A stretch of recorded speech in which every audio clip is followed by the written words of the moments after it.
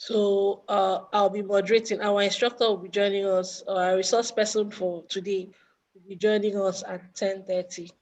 So this is the dance producers retreat, and the idea of a dance producer is someone who is creating activity or products that are dance themed or dance related. I'm not sure if that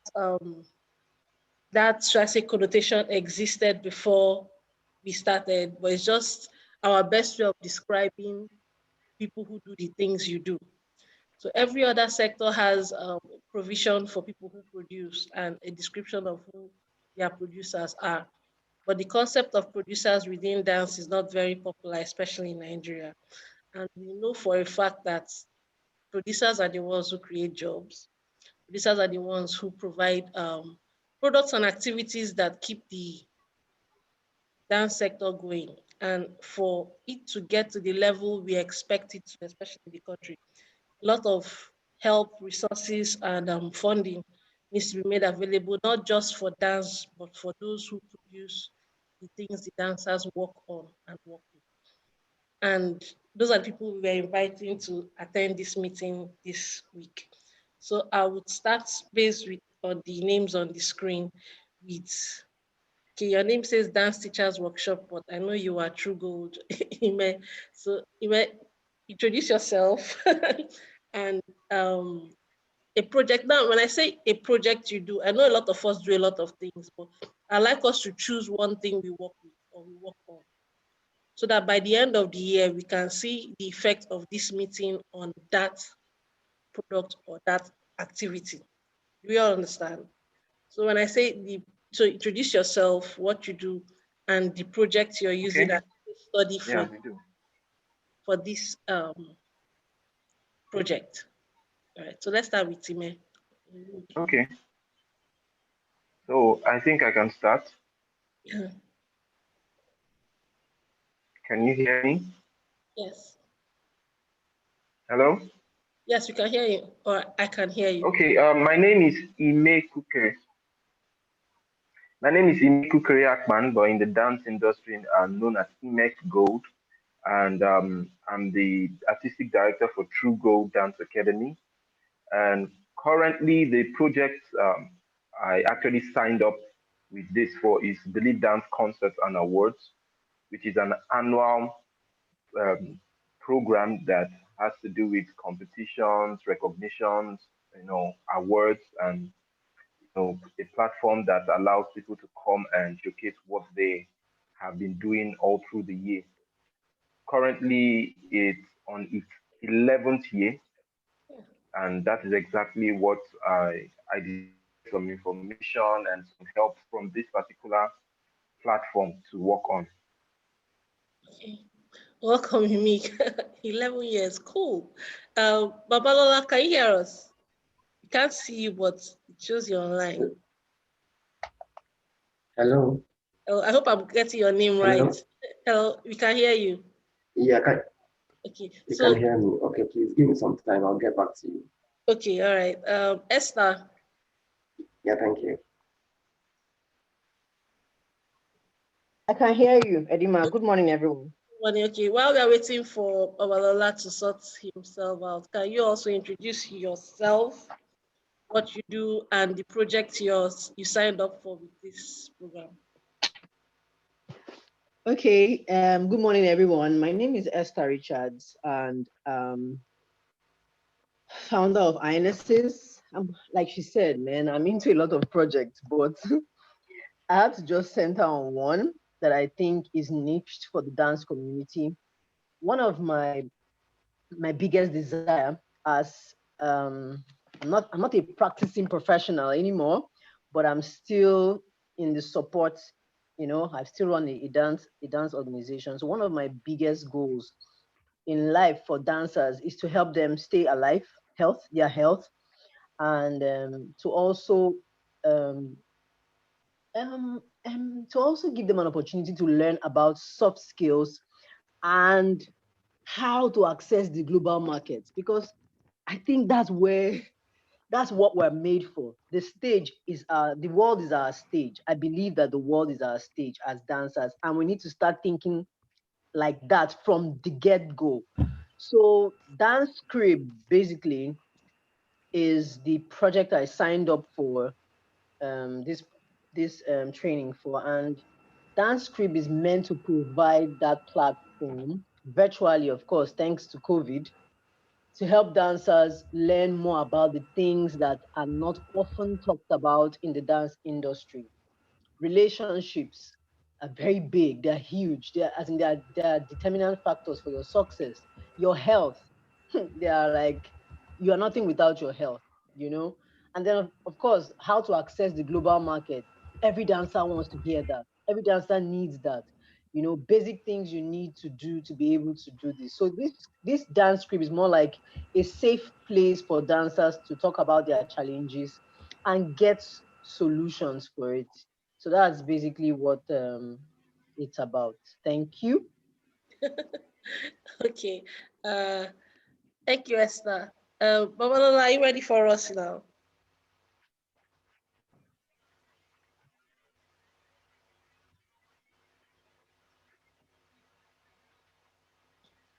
Okay, while we are waiting for Babalola, let's go. Jemima just joined us from Crump Studios. Hello, everyone. I hope you can hear me clearly. Yeah, yes, I can. I think Hey, Okay, everybody. yes, we Jemima, can.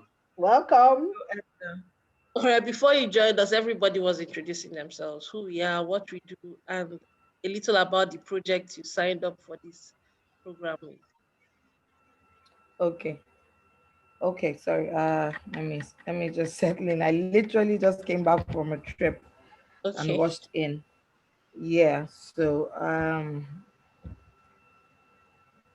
okay. So my name is Jemima Angulu, and I run the Crumb Dance Studios. But primarily, apart from being a director at the Crumb Dance Studios, I'm a dancer focused on choreography, and I work with a lot of um, dancers at beginners level.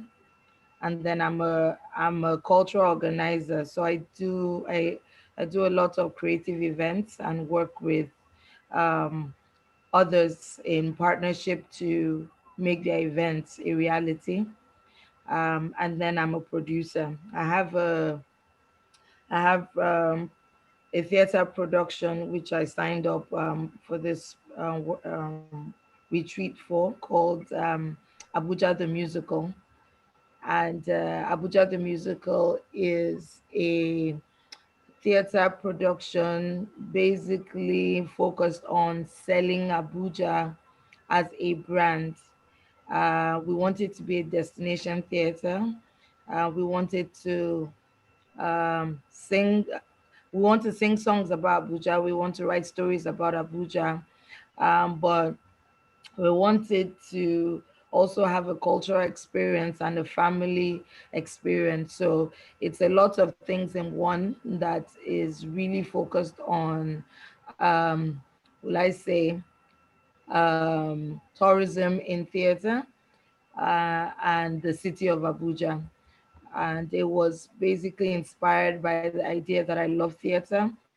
And growing up, part of the things that inspired me was hearing about, shows like Chicago. So I knew about Chicago from the musical, and then I knew more about the city. The same thing too, with so many other shows, and sometimes with TV, music, and even theater, it's like it's kind of like a PR stunt. We know much of America because of what they create through their artists and how they project their streets. And we're doing that in Nigeria for music a lot now. And then of course for movies, but I wanted an experience for theater. And so that's why I named it Abuja the Musical. We've had 4 shows already in 2 years. So we're trying to build on sustainability and creative ways to execute it. 2020, we didn't have a show because of the pandemic. However, we featured in a festival that was still connected to Abuja so that we can we can actually sell the idea to Abuja residents as well, and then people that are outside the city. So we did have an online premiere of it. And so, yeah, so that was my pitch for this retreat. But there are a couple of other programs that I run on the side. Thank you. If as in just hearing from each other, I'm sure we're already getting inspired at different levels. Okay, so like I said, we're still Babalola says he's back. Babalola, are you with us?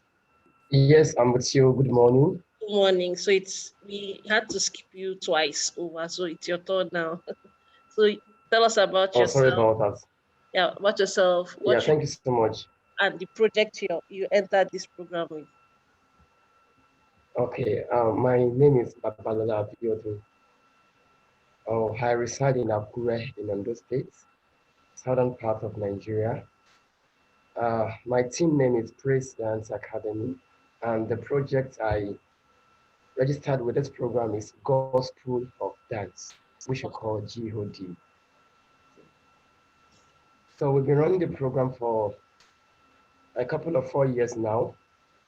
Well, I'm into liturgical dance. So we know that dance is all about entertainment. Um, Basic definition is about movement. Well, we also know from scriptures that dance is also a gospel tool.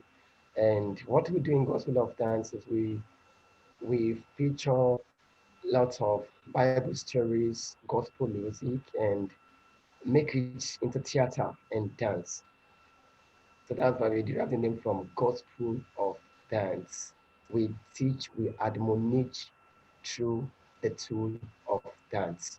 So that's what Gospel of Dance stands for. Hmm. Okay. So there are still some people we are expecting who are not here yet, but I think we should just go on. They'll join us at any point there. Now, this meeting was not for a large crowd. We had selected 10 producers to participate, and that's because it's our first outing. But, we are hoping that the success stories of U10 would also help us understand what we set out to do more and build it properly so that we can now involve other people. So about Amethyst Dance Foundation, I know a lot of you already know me from another platform, but Amethyst Dance Foundation is actually it is set up to aid dancers training and development. Basically, we have a challenge around this area. There's a lot of talented people organizing and doing a lot of great stuff, but there isn't funding or access to information that they need to grow and develop generally. So we have just picked the sectors we want to focus on at the foundation, provide training and travel support for dancers, Nigerian dancers, and Nigerian dance generally. And when we say Nigerian dance, we don't just mean the cultural dance, we mean dancing done in Nigeria. So it's the Nigerian ballet, the Nigerian Latin, as in the dances done in Nigeria generally, including the cultural dances. And like I said at the beginning, we believe the bedrock of the industry are the people who actually create the activities the industry runs on. That's why our focus for the next 2 years is on producers. The producers, ironically, most of the people who produce in Nigeria also have access to training facilities. They produce with people they train, people who train through them. So we believe if the producers are empowered, either with information or funds, there are more jobs.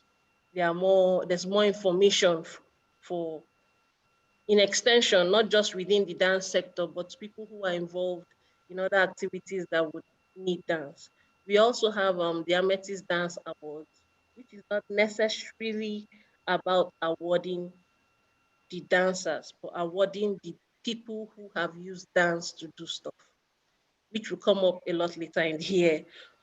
But then this retreat is the first of three in a year. So it's three installments. This is the first one, there's a second one, and then there's one finally. That's why we asked you to enter with the project. And we are hoping that what you have learned from the retreat, you can apply in that particular project, and then updated results and reports so that we know if we should change the format in which we are operating or where help is needed, what is lacking. But generally, we are looking at results. Welcome, Tinya. I hope I get the name right. Welcome, Tinya. Right. So that's generally what we are here for. And we believe the people who come to talk to us are either producers in their own right or have information we believe we could all gain from. And because we are not beginners in the industry, that's why we have the round table, a place where, iron sharpened iron, topics which we can bounce off each other and get views from different people. Amongst those of us who applied, we have people here from the north, from the south, east, west. So it's a wide variety of people and locations that are supposed to be represented here, even though we are very few. Amen. So Tia, before you joined us, we were introducing, can you all hear me? We were introducing ourselves. Okay, his audio is not on yet. All right, so basically that's it.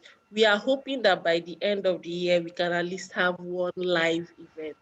That's we're hoping the world straightens itself enough to achieve that. And we are also hoping that we don't just come and talk. We are hoping we could convince people to provide actual grants for the projects that we are working on. And if for any reason we can't achieve that this year, hopefully we should be able to achieve that next year. Just like I said, the purpose is not just to empower with information, but with also access to funding and infrastructural support.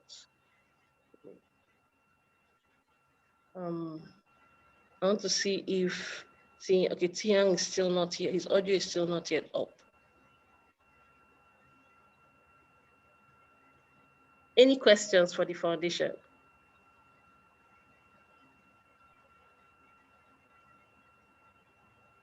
No question. Any question?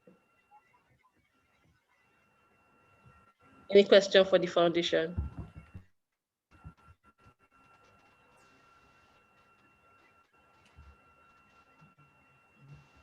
Okay.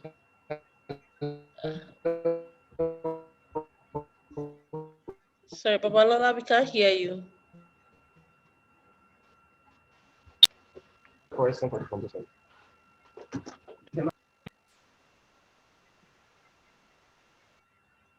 Hello? Okay, we've lost two people. I think we're having issues with network.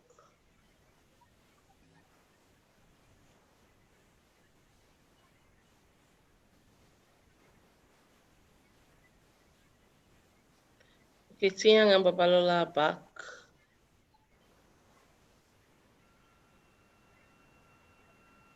That's 6. I know two people had said they won't be able to make today, but will be with us unfailingly tomorrow.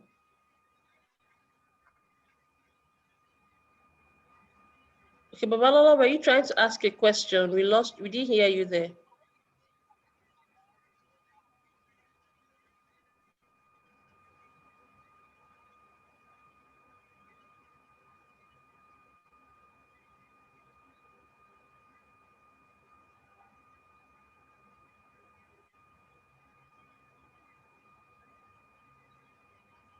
Okay.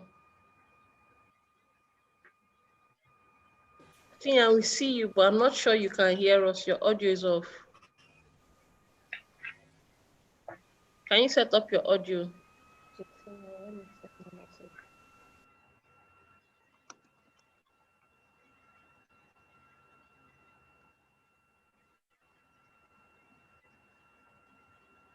Okay, quick one. How many of us held our events or our projects last year, irrespective of the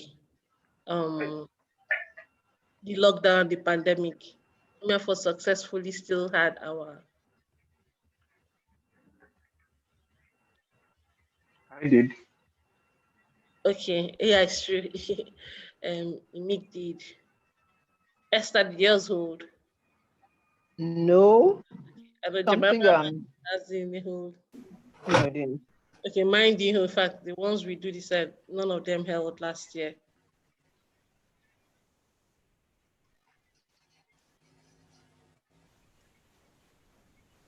Okay, Mama Health has online. Okay, good.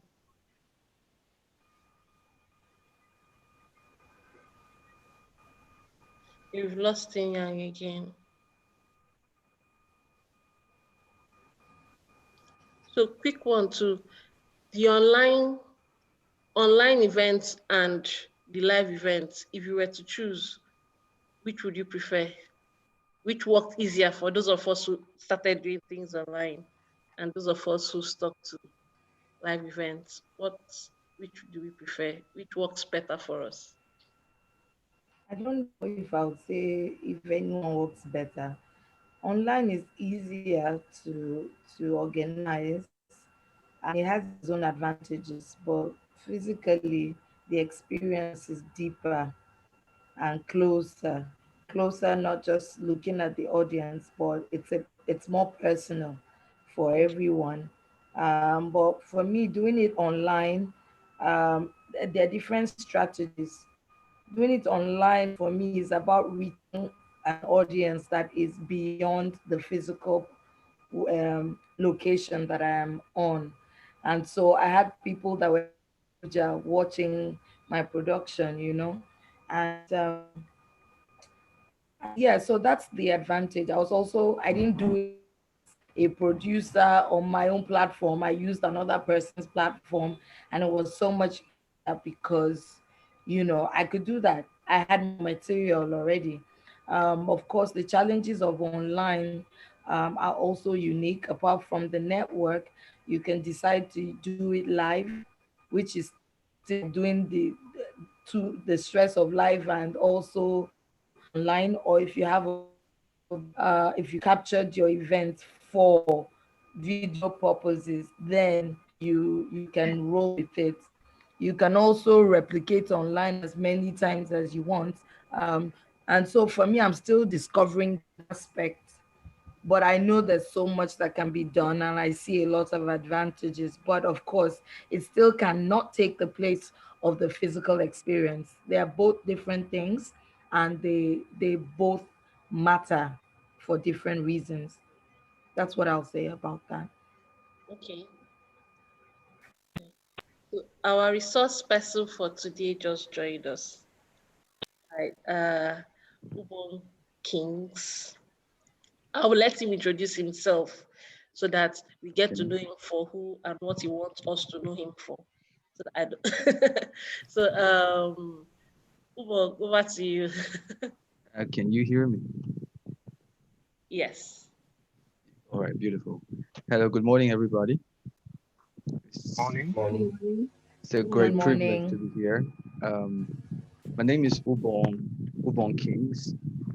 I trained as an architect, but way back in school we used to dance. We still dance, not professionally now anyway.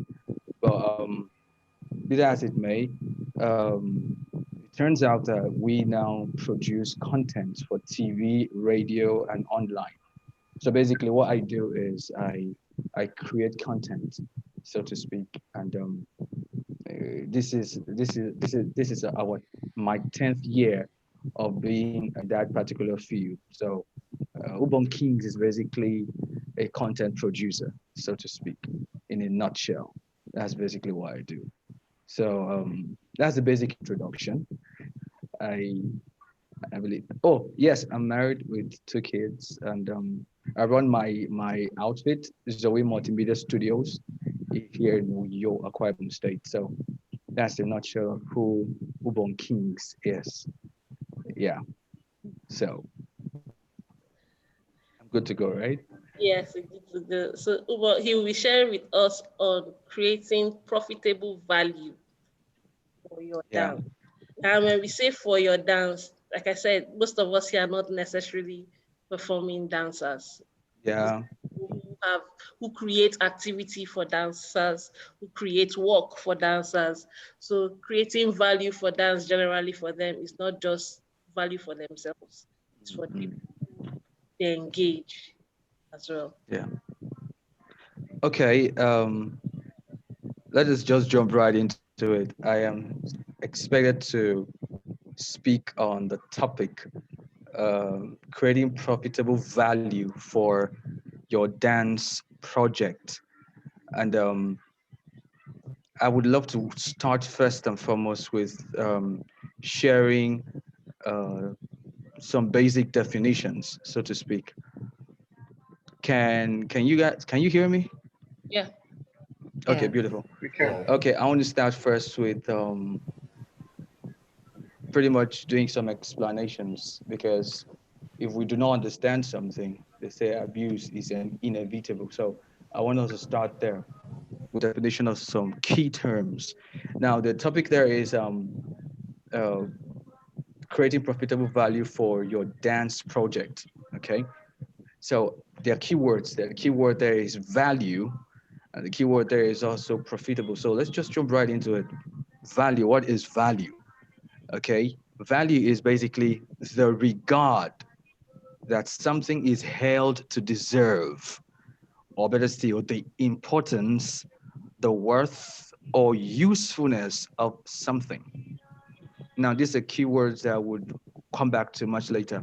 But you see, value is basically the importance, worth, or usefulness of something. Now, profitable, on the other hand, is an adjective. It describes, you know, now this usually of a business or an activity. It means yielding profit or financial gain. Yielding profit or financial gain. Now, what that simply means is in those two categories, with those two definitions, rather, we've seen value to mean. I want to share the screen now so that y'all will see what I'm talking about. Let me see.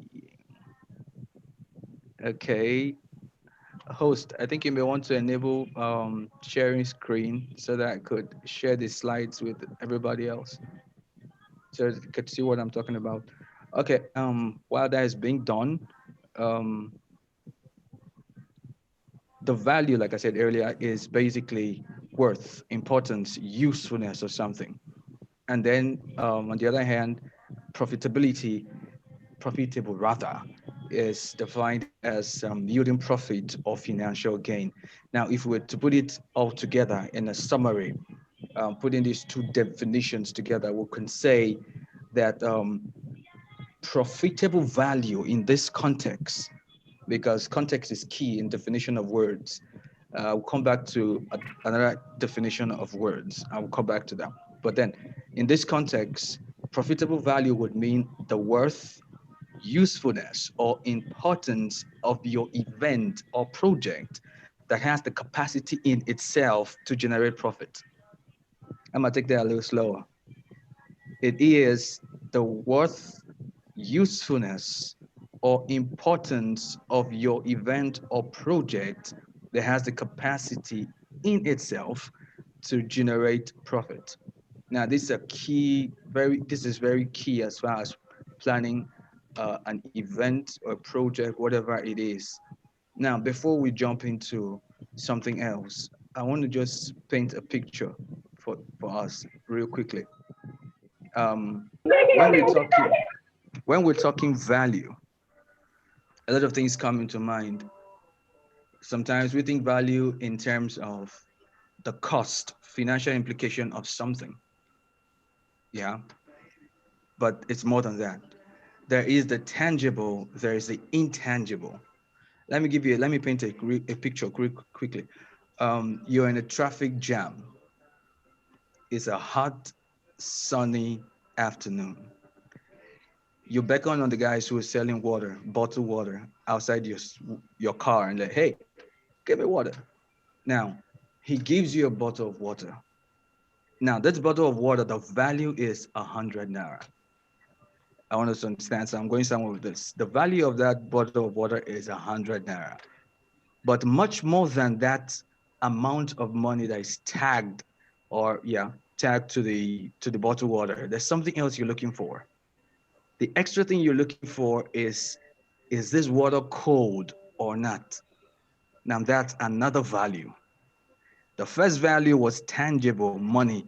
We're talking money here. It's 100 naira. I pay for it. I collect it. The other value now is intangible. Is it cold? Because at the end of the day, it is this intangible one that actually would bring the tangible one. Let me break it down. Take, for instance, you're still in that traffic jam. You have three other people in the car with you, not just yourself. And you tell the guy, give me one bottle of water. He gives it to you and it is cold. And everybody asks, the water cold? Just naturally, everybody wants the water because it's cold. That's the extra value. That's the value I'm talking about here. The first value is the 100 naira attached to the bottled water, which is statutory, if you want to put it that way. But the other one, even if the seller had a truckload of hot water, at that point in time, that truckload of hot bottled water is useless, even though the people who want to buy have the capacity to pay for it. So I want this picture to remain in your subconscious while we talk about these things, because it is to a large extent help you understand where value comes in. It's not just a function of um, how much is being brought to the table. It's also a function of what extra thing you're putting on the table. All right. So I'll just jump away from that quickly and move over to other stuff. And one of the key things I want to talk about are, now we're talking value now, yeah? Now, one of the key things we want to ask ourselves are, what really are the determinants of value? Is one thing to say, yeah, my event or my project has value. It has the capacity to generate so amount of money. Yes, sir. Well done, sir. But much more than that, what value? What value? What other value does it project? Because let me tell you the truth. Sponsors naturally, apart from the money part, they naturally would tend to favor. I'm already going ahead of myself. I'm moving ahead of myself. Okay, let me calm down. Let's just jump into this one first. Determinants of value.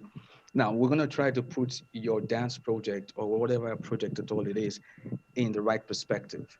This is important because if you're looking to get sponsorship or partnerships or both, these are some of the few things that will determine whether or not that event has value enough to attract the commensurate sponsorship or partnership that you desire. Very important. And I'm going to be using my event, by God's grace. We're planning a reality TV dance show, a cultural dance show, and it's tagged the Heritage Dance Quest.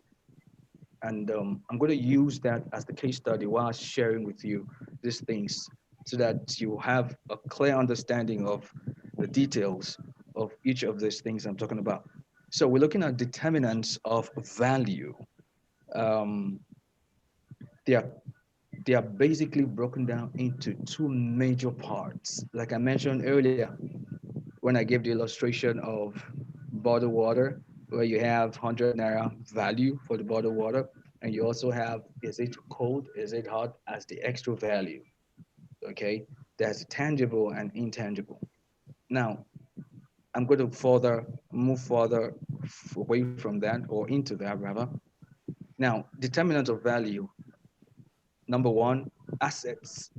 Number two, cash flow. Number three, relative worth. Number four, intangible assets. Okay, uh, there you go. All right, I think everybody can see this now. Yeah. So here are the four major determinants, so to speak. Like I said earlier, we're talking determinants of value. So the first thing there is assets. The next thing is the cash flow, and then you have relative worth, then intangible assets. This is important. This is key to understanding what your no, not capacity now, the worth, so to speak. We're talking value now, the worth of your project. Now let's jump into the first one. We're going to do some detailed explanation and look at each determinant to this is actually going to be more like a self check. It will help you ask yourself questions, very fundamental questions, that at the end of the day, you're able to, by yourself, you answer the question and make adjustments that will help you. All right. The first one is assets. Now, assets we're looking at here. Um, One of the key things you should understand is you could determine your value by checking what assets you have as far as that project is concerned. Now, this is pretty much, when we're talking assets now, it's pretty much tangible because it has to be something you can see, something you can touch, something you can feel, something that can be assessed, something that could actually be sold. Yeah, that's why it's called tangible. So now this will pretty much include your property. If you have a property, perfect. Equipment, maybe even maybe even a utility vehicle. It could be your office furniture and other physical item. Underline the word physical. Physical is important because that's the key thing here. That, and these things are supposed to be owned by the project or the company producing the project, which of course, you know, means the project owns it technically. So now for you to be able to calculate your value using this, I don't subscribe to this particular way of, checking value. Remember I said there are two types of values, right? Tangible, intangible will come would divide through both of them. Now, this I don't devise this because this one is just limits your valuation, so to speak, to what you have in the present, because you actually get to subtract what you don't have from what you have. And what is left is actually your value, is your worth at that point in time. It's sad actually, but then that's what it is. Okay, the next one, let's jump right into it. The next one, as far as this is concerned, is the cash flow. Now, I prefer this one because um, this to a large extent gives you the leverage, if I want to use that phrase or that word, rather, the leverage to actually forecast and tell your would-be or potential sponsor or partner, hey, this is what I see this project to be able to bring to the table. This is what this project will bring to the table. And at the present, this is what we're doing, but we're going to see much more money or whatever come in the next 3 months, 4 months, 6 months, 18 months, maybe whatever the duration of the project. Now, this is a common approach to project valuation, okay, by looking at the cash flow of the project. Now, this is a pretty important part of your um, proposals, basically. So you have to understand how this works. You have to, because it's going to be part of your business plan. Maybe when you want to pitch a proposal to a multinational, they want to see, okay, if I'm investing some amount of money, what is there on ground? Is there a mechanism in place that will ensure that even if I don't get 100% back, I can get a certain percentage back, or if that's what he wants actually. But then, yet, yes, they need to see the cash flow. They have to understand that this thing is profitable. Profitable means has the capacity to generate profit, right? So that is the focus. Moving on, relative worth. Now, I'm going to use this to describe my project. Okay, now one way to estimate the value of your project is to look at its relative worth.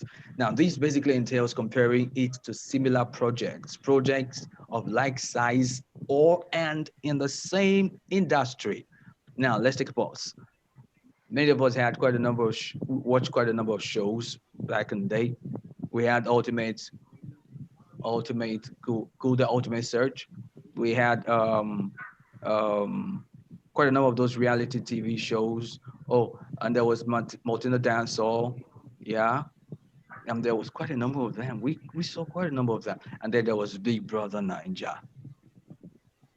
Now, Big Brother Ninja is a reality TV show. Yeah.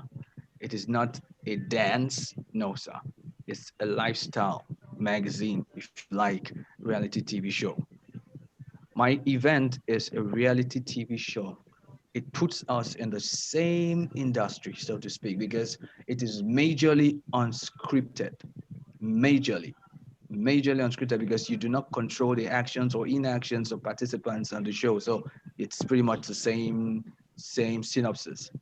Now, the difference here now is There's people come live in a space and just leave, whatever, and we watch and vote them. Mine is different. The difference here is now in the content, so to speak, synopsis of the show, of the individual show, but the industry is the same. Now, another difference is the fact that Big Brother Ninja has they do live. I mean, all the content they push out is live. There's no time to edit. They push everything out live. Number two is 24 hours. Number three, the amount of money that is always up for grabs is off the hook, you know. And then if you put it side by side, my project, there is a whole lot of similarity. It's a reality TV dance show. Yes. People stay in their house. Yes. People compete for a prize. Yes. Same thing with Big Brother Ninja. The difference is now mine is a dance related show. Similarity again is done in Nigeria. Another similarity, the show is going to be aired on cable stations. Now, when you look at these things side by side, it makes you understand the worth of your project because if it was aired or it would be aired, if it was going to be aired rather, on a local TV station, you cannot in any way say that there is a comparison of any sort between yours, between Big Brother Nigerians and mine. But you see, platform to a large extent determines if or not there is a form of similarity. That's one platform to be aired. Number two, what content of show, that's another thing to look at. But all of that is not in this slide, okay? This is residual knowledge now. Number three, the other thing you want to also look at is the amount of money involved. Big Brother Nigeria, the cost of that show, I can assure you, is worth about 100 million naira, more than actually. Yeah. Mine, to execute my show is about 75 billion naira. It's within the same quartile, if you like.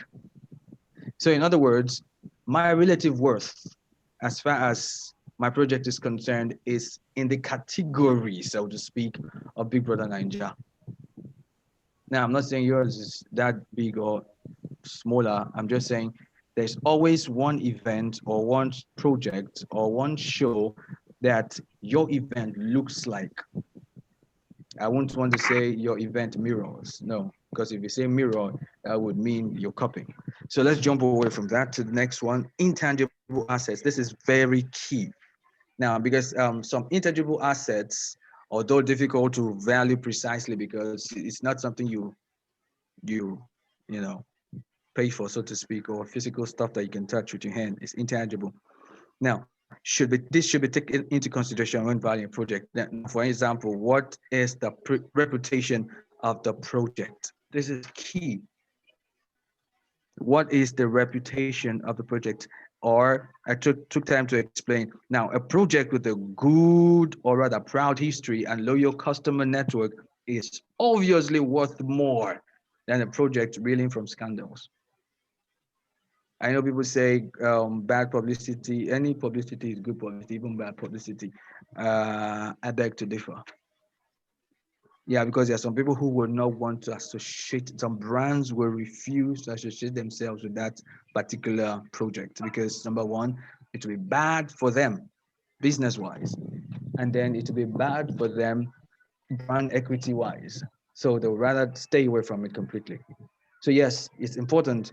Like if I gave another example. Other tangible assets to consider are the value of the project's relationship to vendors. Now, sometimes we think we can play down something. See, vendors, partners are people you don't play with. I say this categorically because they are the ones that will push your project far. Partners and vendors. Vendors because they come to work for you, you pay them a fee, yeah? They do something for you. Now, if you have a bad reputation, so to speak, you do not live up to expectation, they are the first people to play down completely on what you're doing. And you know these people have people they talk to. I mean, it's just a casual, it just takes one casual talk for somebody to just say, those people, forget them, they don't know anything. that alone has rubbished your whole effort. So if you have a good project relationship with vendors and partners, very important, it will to a large extent increase the value of your project, because when you have people talking about it, you have a number of people talking about it, probably social, now that we have social media all over the place, talking about the social media, talking about it everywhere else, it gives value, a lot more credibility, so to speak, to your project. Now, another one is the value of the project's workforce. Who is working with you? Who is on your team? Who are the people who doing what for you? Now, take for instance, I hire, say, AY's younger brother to handle costuming for us, for instance. I hire that guy. Do you know that the value of my project would just grow astronomically? Yes, it would, because of the person who I hired. Now, your workforce should be built of persons or groups of persons that have proven themselves not just over time, but have a good standing as far as business and reputation is concerned. Even if they don't have all the cash in the world or that kind of influence, but a good name. In business, good name is just important. So yes, that will also add value to your project. Now, let's jump into something quickly. I want to define the word profitability. Now, if you look at the word, it's a complex word. There's profit, there's ability. In other words, the profit with ability, according to motivational speakers. The profit with ability. That's not really what it is anyway. But this is the degree to which a business or activity actually yields profit. The capacity of a project to yield profit is its profitability. It's important. We understand that some of us are moved by some passion. Is good. Passion fuels a lot of things. It's good. But brother, sister, you must understand the business part of every dance project. You must understand that you going into this means you are supposed to make money from it. May not be so much, but it has to be at the back, no, at the front of your mind, that you are supposed to profit from this venture. Is important. Now, having said that, I'm going to just jump quickly because my time is running. Geez. All right. I'll just jump right into other slides because I'm going to take time and share with you um, the merger. Now, the merger is where value meets profitability. That place. That's what we're going to look at now, because it's important to understand this merger. Because if this merger is not understood, there's a likelihood, even if your project was meant for the best, you just may not achieve what you wanted because you played down some things and took some other things for granted. So let's just look at this merger quickly. The first thing is offer something that no one else can. I'm going to be using my event for this. Um, Now, let's just read through. Why do sponsors actually choose one project over another? Have you ever considered that? Now, profitable projects offer more than just good timelines and good organization. Yeah, it's in as much as that's good, it's good, it's beautiful. Yes, we know, but much more than that, they present something unique. It could be a new philosophy, a new community involvement. Yeah, a diverse mode of operation, or something else of value. Let me break down that for you. I'm doing a dance reality TV show, and we've had quite a number of them already. Quite a number. We could count at least five or maybe six already. But the difference here is we've not had one, not one, has been focused extensively, almost predominantly on the culture of the Nigerian people. Nah, we've not had that. So that's how I came into the picture. Now, you must understand too here now that in as much as you want to create value, let it be value that can be recognized. Yeah, you must understand exactly what you want.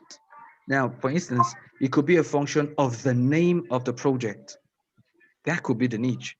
It could be a function of Okay, the activity that happens on the project, it could be anything. Let it be that you're doing something different from what everybody else has done. It could be the same genre or the same niche, so to speak, like dance. Dance is universal, but there are different types of dances. I'm sure we all know that. So I had to choose that part because I realized from the B paragraph on your screen now, from the screen I'm sharing, I haven't done my research. In fact, research is you can't play down research.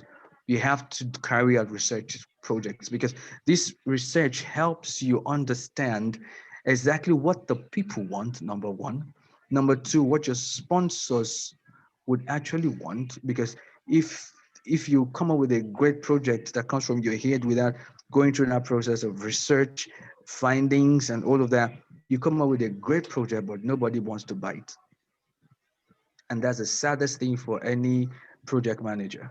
I tell you the truth, it can be heartbreaking. Yeah. So a little, no, scratch that little you see there. A huge research into what sponsors need and what they enjoy most can illuminate what is special about your event. I'll give you an example, still using my project. I got to find out that each of the potential sponsors that I got or getting at the moment, they all have something to do with culture of the Nigerian people. I did extensive research on each of them, and I found out that they've been involved in small pockets of cultural sponsorships, small, nothing on this kind of large scale that I'm doing. And it further emphasized the fact that they are the best people to take this project to. In the same vein, you could do your research and find out who and who would be open to doing what your project entails. Now, the second thing you want to do is to recruit better vendors. Remember what I said earlier about vendors? Vendors can either make or mar your event. It's true because when you bring someone who doesn't who who talks anyhow, maybe it could actually mess up a whole lot of things for you, completely mess up a lot of things for you, and then you begin to blame yourself. Ah, I didn't think of it properly. Now that those are the things you don't want to do. Now, no matter the type of sponsor you wish to reach out to or what community demographic you serve, better vendors will attract more partnerships. This is true. This is so true.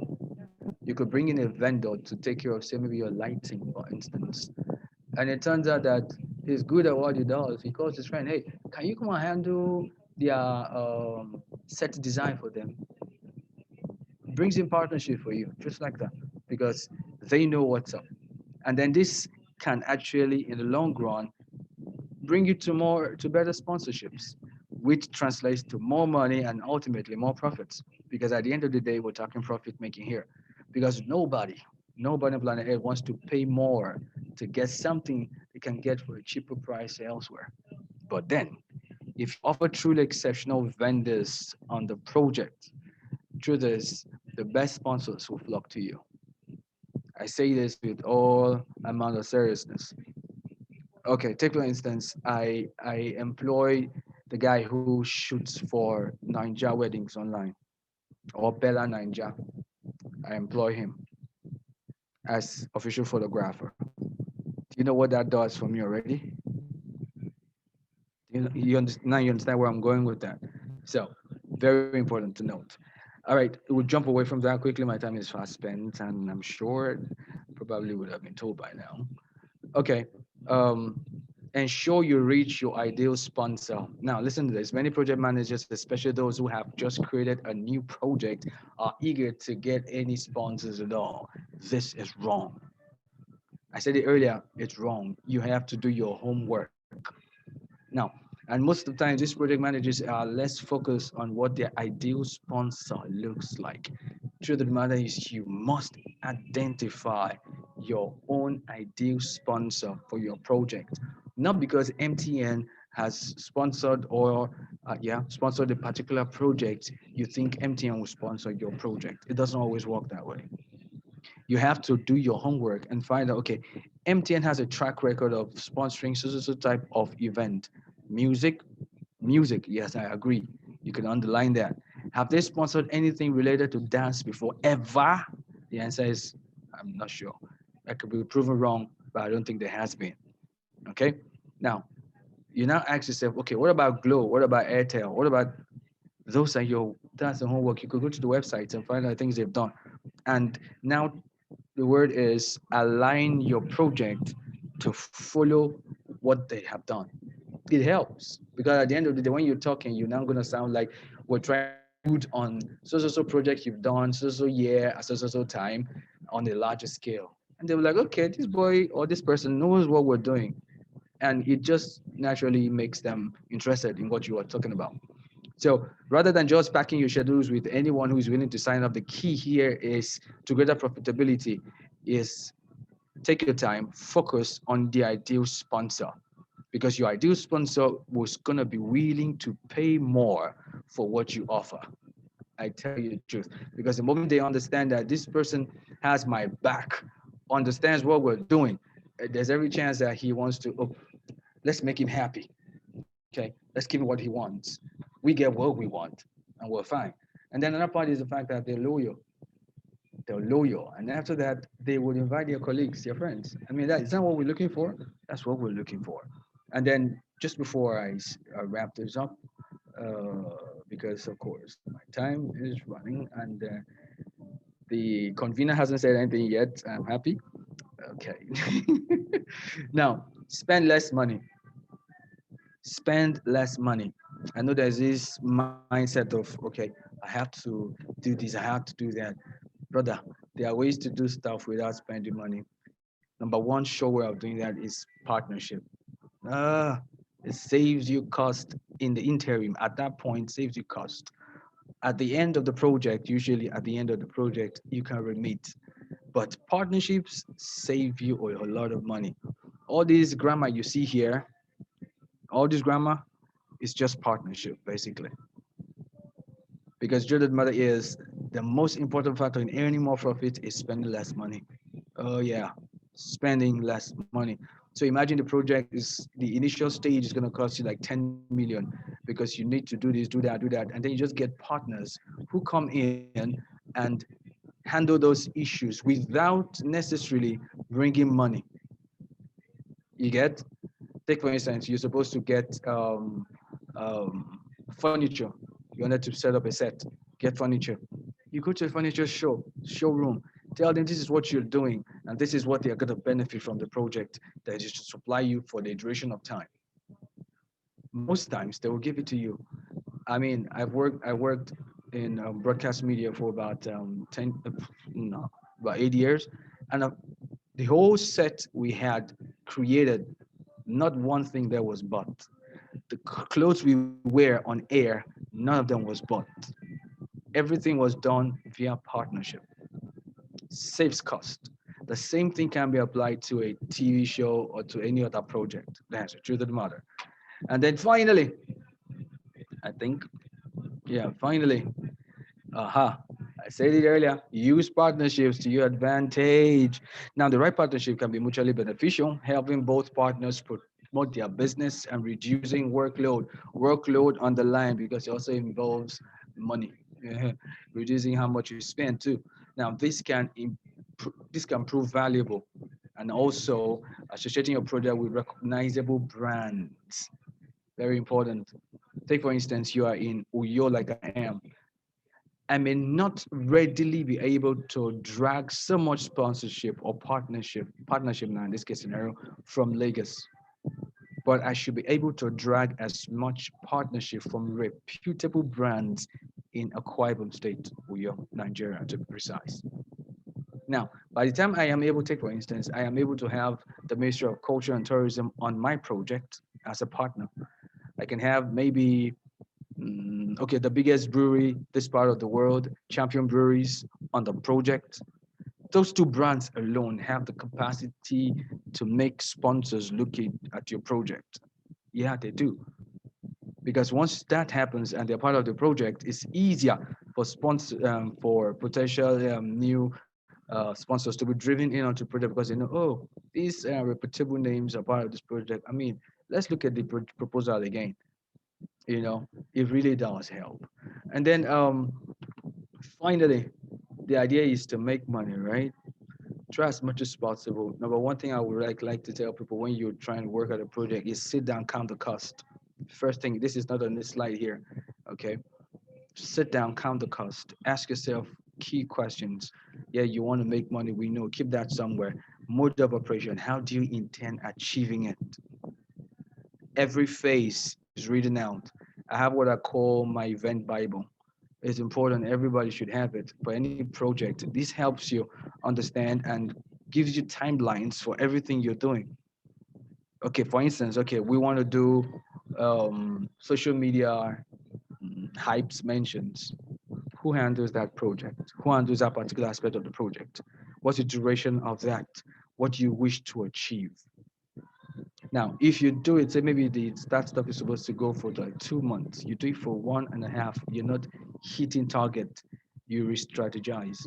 Either you change who is handling it or you change the modus operandi to achieving it. So all of that is important. Right from the onset, you should be able to determine the end. That's why I used to tell people when you're planning an event, be able to tell the end from the beginning. You are the alpha and the omega of your project. On that note, I want to say thank you for your time. It's a wrap, and I would love to entertain questions if there are any. Thank you for your time.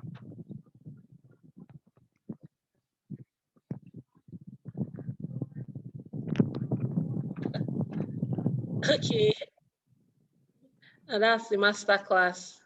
I still sharing your And it's for screen. free.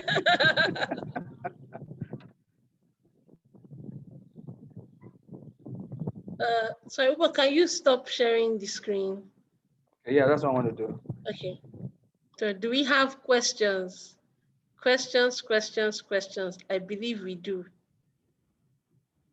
So if we have, I have. Okay. Okay. Nick has a question. Let him go first. Nick from True Good. Okay. Your on Nick, unmute your mic. Okay, okay, yes, we have. Can you hear me now? Yeah, I Yeah. can hear you. I can hear you clearly. Okay, my question is about sustainability. You Mm. mentioned, some of all the events, the projects that have come in when it comes to dance and sponsors that have been able to be on those projects. And over time, some of those projects stopped, Yeah. from the Multina, especially when it comes to dance, most projects just stopped. And I feel, the sponsorship, crashed. So my question is, what do we do to get, sponsors that can actually be on a project for not just one particular, event or not one particular project, but to have it sustainable, just in case maybe you do a project and you want it to run for 10 years. You want it to run not just for just one, maybe like an event. I do an awards, and I'm trying to see how I can get sustainable sponsors, not just somebody that will give us a lot of money this year. We do it big, and next year we cannot get such amount. So we don't want to play the event down. We just say, okay, let's not do it, instead of bring it lower than where it should be. So it's about sustainability of sponsors or partners also. Thank you. Okay. When it comes to sustainability, a lot of factors come into play. One of the key factors is number one, your your sponsor or partner or both. How do they view the event after the first episode? Now, it's one thing for someone to bring a whole lot of money to sponsor an event. He brings that much money because he expects something back. And many times, if they don't get what they're expecting back, chances are they step away.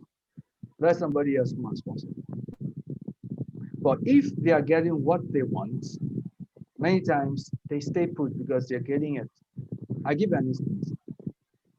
I did I would call it reality TV music show, yeah, but it was on radio though. It was on a radio, and we've had like 3 editions rather already. And what happens on the show is people get to send in their songs and all of that, and we vote, and people win, take money home. But I've been having one constant sponsor, one particular guy. Now that's because every time we host this, we try to make it bigger than the last one, yeah. But every time we host this, we let, for instance, let me just use a small figure. We tell him that at the end of this event, sir, you're getting back your initial capital, for instance, getting back the money invested plus just a percentage at the end of it. That in itself has a way of keeping the guy coming back. Now, many times we think sponsorship is just the guy should just bring the money and sponsor whatever and walk away. I think for things to be sustainable, there it has to be a two-way thing. You give me, I give you. There is this this case of we are both benefiting, so to speak, from the project. Now, there are also cases where projects may have a lifespan, especially when it comes to sponsorship. Sometimes projects may have, like MTN, for instance, may probably have a lifespan of maximum of 5 years to sponsor something. I remember there was a time we used to do laughter, glow laughter fest, I think laughter fest. It ran for some years, and after a time, Glow stopped it. Now, the first time it happened, the first edition it happened, Glow made money. Second edition, Glow still made money. Then there's a way you do something, and over time, people get used to it. In politics, they call it voter apathy. You just don't want to do anything about it anymore. Let it just be there. We know Glow is doing it. It's okay. And they're fine. Nobody wants to register. Nobody wants to do anything. That's over a period of time. Nobody wants to buy tickets, nothing. Then when they now sit down, that's why usually those kind of events, it doesn't exceed 5 years. I've not seen it exceed 5 years. So most times that's what happens. But if the organizers have the capacity of like what I want to do, after my first edition, second edition, I should be able to save up money to keep this thing running by myself. Because there will come a point where sponsors, particularly if it is content that you want to keep pushing out, especially when it's something you're passionate about. I know how passion comes into this equation because this is something you love and you want to keep doing, but who to keep sponsoring is the issue. First thing I mentioned was, is it a two-way thing? Is he profiting? Are you profiting? That's the first thing. Second one was, is there a duration? Like for instance, is there a contract duration in his head or in his mind or on paper?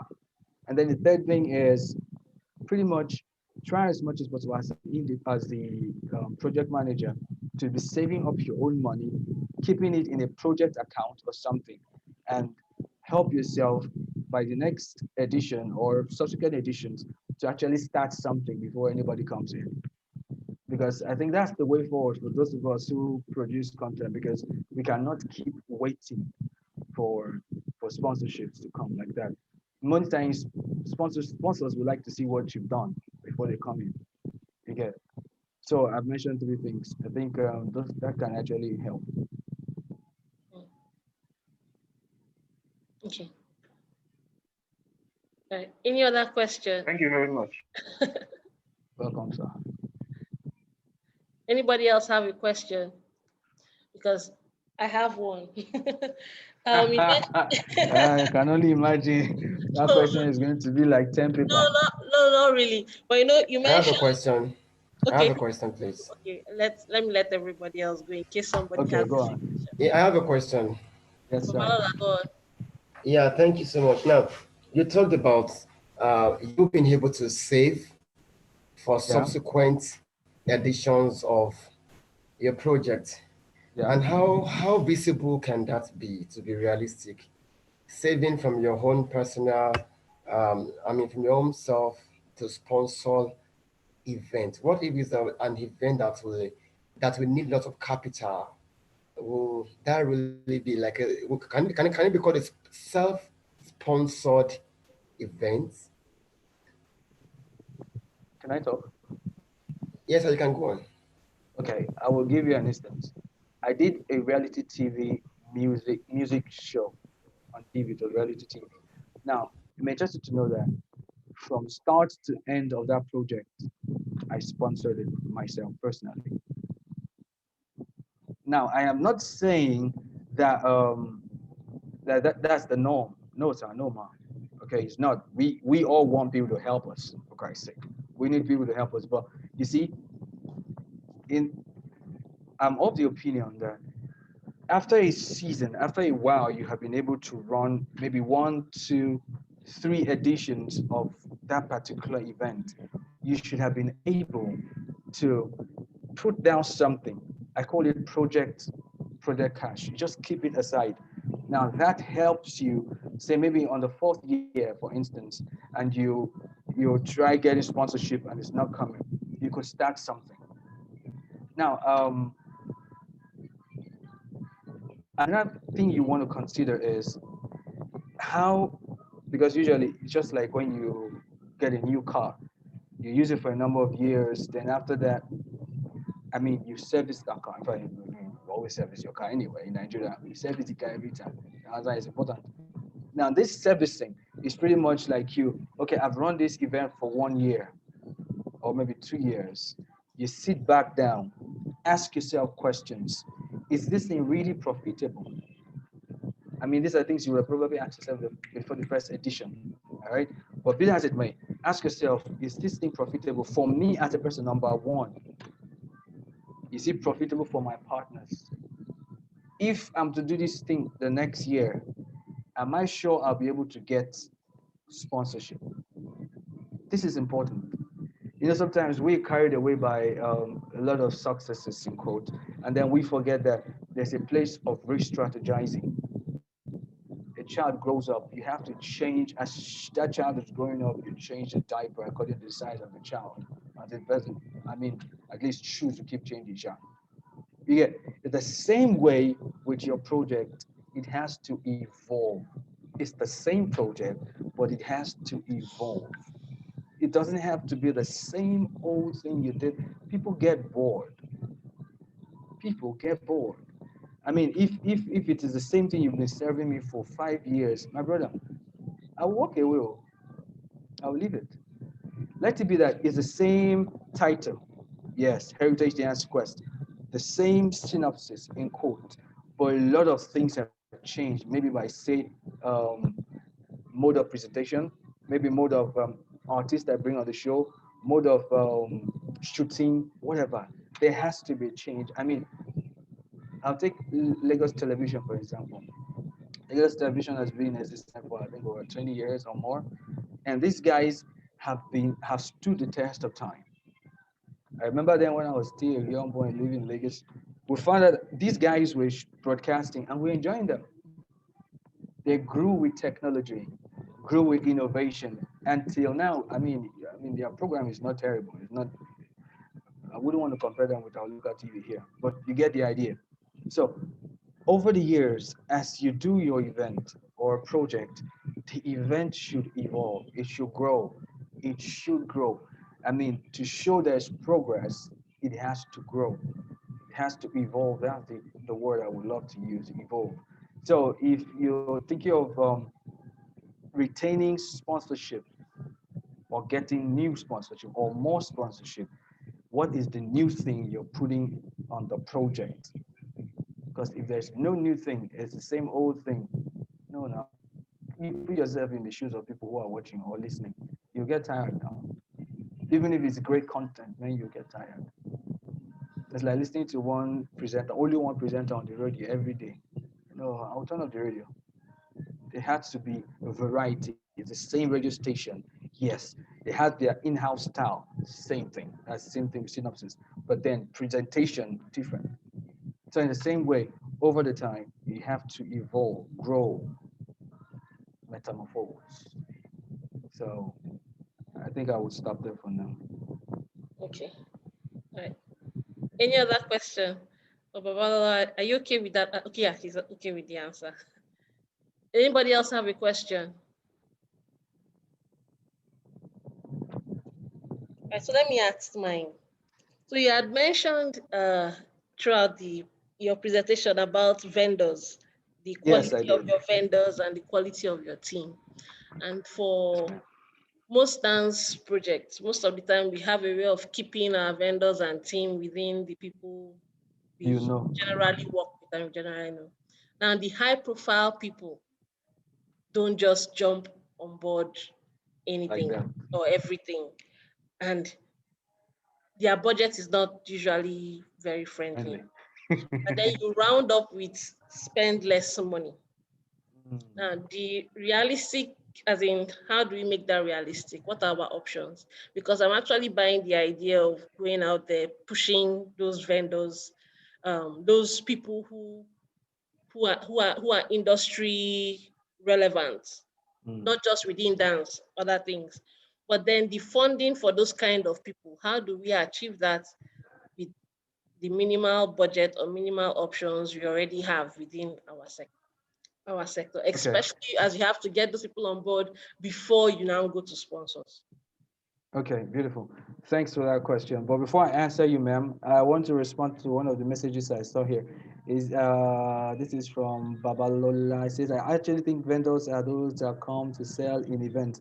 No, I No, don't not think sir. so. Mm. No, it's not true, sir. In this context, we're not talking about people who do buy and selling, sir. In this context, we're talking about people who actually carry out specific tasks, Services. specialized tasks, actually. I think that's the word, specialized task. And the project. Take, for instance, the guy who handles your lighting. He's a vendor, basically. You pay him to do stuff for you. Keyword is pay to do stuff, and he is specialized in his field. That's all. That's a vendor, basically. Back to you, Ma. uh, you see, this world we live in is a very small place, actually. I did make mention of the fact that I should spend less, yeah. But there's a possibility that you know somebody that knows somebody that knows somebody that knows who you want. Let me break it down very quickly. I wanted one Nollywood actor to be part of this project as one of the brand ambassadors. And I contacted him directly. He told me to give him 4 million naira upfront. They hear me, right? To give him 4 million naira upfront.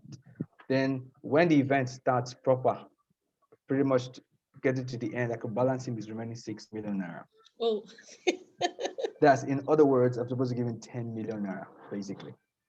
I told him, okay, sir, we'll get back to you. Till today, I didn't get back to him. But do you know that I was opportuned? See, this thing is about strategically pushing out content that would meet the person you want. That's the truth.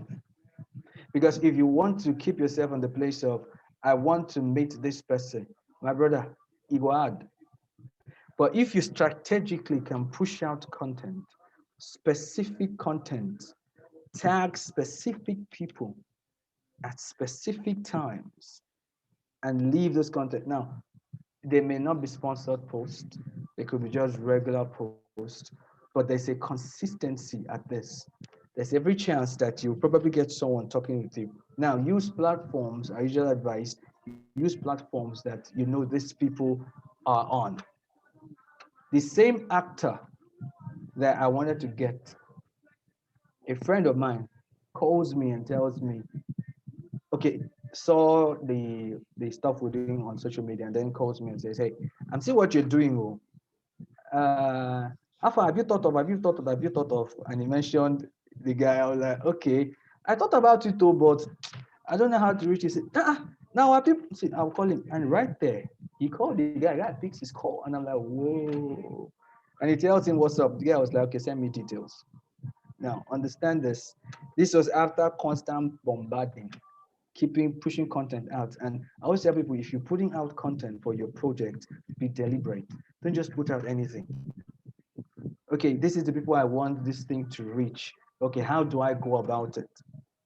Start making things. I mean, I know someone who goes ahead to make posts on behalf of the people, on their behalf. They not send them on their behalf and just make it look like a general post. But meanwhile, he knows what he's doing. And before you know what's up, before a long time, they contact him. Now, I know that many times we want these people to jump on the project ASAP. There's always a third party that you need in the equation to help you get what you want. And that's why many times, if you don't have it by way of uh, direct contact, because they will bill you, I can assure you that one, they will bill you. But if you have someone, or you know someone, or you've pushed out content enough for someone to not stand as intermediary, it makes your work easy. Okay. Man, it looks like you want to ask more questions. Just ask, go ahead. I can see it on your face, it's written. Okay. Concerning sustainability that Yes, ma'am. Nick asked about. Yes, ma'am.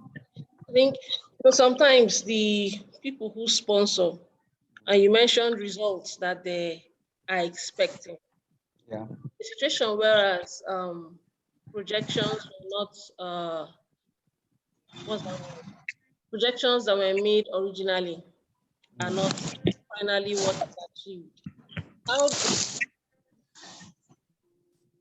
provide a win-win situation apart from the what we had? I don't know if I'm getting my question right. The show where what we projected with the sponsors, everybody we sat down, we arranged, being alpha and omega, we saw an end. And approaching that end, we are seeing that we are going to misfire. At what point do we start introducing damage control, especially because you mentioned keeping an aside where you keep money aside, profit aside, so that you can sustain your project on its own. Most projects are not profitable at the beginning. So what are we keeping aside? Even when they are sponsors. Sometimes the first edition, I keep telling people who come to me for a first time project that there's a 50% chance that that project will not make any money the first time. I prefer that 50% chance that it will work. I prefer that 50% chance. I mean, I'm comfortable in that place. You Yeah. understand? Okay. Sorry, go on. So whereas you're looking like you are going to be, at what point do you start rediscussing or redirecting expectations so that it doesn't look like you've fallen short of what you have promised? Okay, that's a good question. Now, usually what I do is I draft out MOUs and I state that clause there. That covers me. Now, usually if there is a default, that's usually how it's written. If there's a default in this MOU, Yeah. Sorry, I can't hear you. Can others hear you? From default. We lost you at default.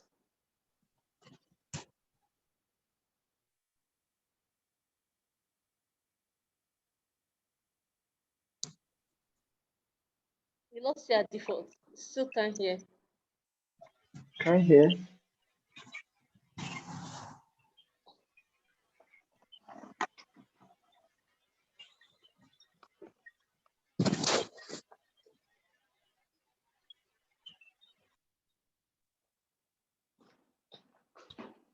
I think you should check your audio. okay, All right, better now. I can hear everybody. Can you hear me now? Hello? We can hear you now. Oh, finally, thank you, Jesus. Okay, okay, great. Um, can I now go ahead to answer the question? Yes. Okay, beautiful. Okay, now, you made mention of at what point do you start at doing damage control? Yeah, that's I'm damage control. yeah. Well, truth of the matter is this: you should have done damage control right from inception of the show, before you even started giving out proposal letters. You should have sat down and asked yourself, okay, What if we don't make this money the way we plan now? How do we handle the situation? That is why I prepare an MOU with that particular clause in the MOU. It's important. Now, that clause in the MOU, what it does for you is covers you. Now, that clause, mine, how I state it in mine is um, in the event of a default on these terms of, or terms of reference on this MOU, comma, the defaulting party, that's the person who messes up, should first of all admit that there is an issue and then be allowed, given a specified number of weeks or something to rectify the issue before action is taken. It's important you do that. Now, the reason you do this is in case it turns out that you told sponsor, man, if we do this thing for your guy, you will make 10 million. Meanwhile, at the say the 8th week of airing, sorry, 7th week of airing, almost to grand finale, you have not even made up to 2 million to give the man. At that point, before then, Seth, because you would have understood or seen your cash flow, you would have, as against what you had on paper, you would have understood, okay, this thing by this time, that's why I told you you need to have an event Bible. Yeah, that's what I call it. You have details of everything and the possible outcomes. So by the time you match it with what is happening real time, take for instance, you say in the month of June, you should have generated so amount of money based on registration. And you do that and registration is happening, but your target was 3 million naira, for instance, and you're just making about 500K. At that point, begin to talk. I did it once in my the one I did for Earthware Petrolite Limited. That's the company here in New York, and they sponsored a project for us. And there was there was a certain amount of money we were hoping that we are going to give them, but it didn't turn out the way we wanted it.